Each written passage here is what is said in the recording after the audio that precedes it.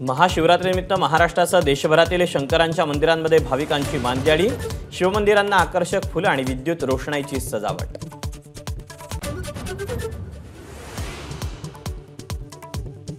मनसेच्या 18व्या वर्धापन दिनानिमित्त राज ठाकरेंचा 3 दिवस नाशकात मुक्काम, आज सकाळी काळारामाचं दर्शन घेऊन कार्यकर्त्यांची भेट घेणार।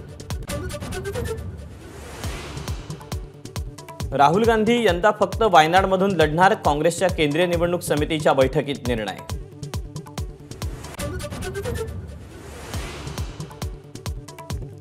राहुल गांधींच्या भारत जोडो न्याय यात्रेचा समारोप मुंबईतील शिवाजी पार्कमध्ये होणार, 17 मार्चच्या सभेला राज्य सरकारची परवानगी।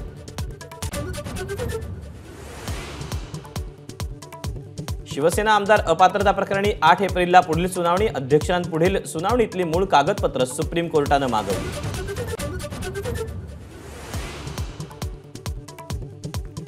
निवडणुकीच्या तोंडावर केंद्र सरकारकडून महागाई भत्त्यात 4% वाढ, सरकारी कर्मचाऱ्यांचा महागाई भत्ता 50%वर।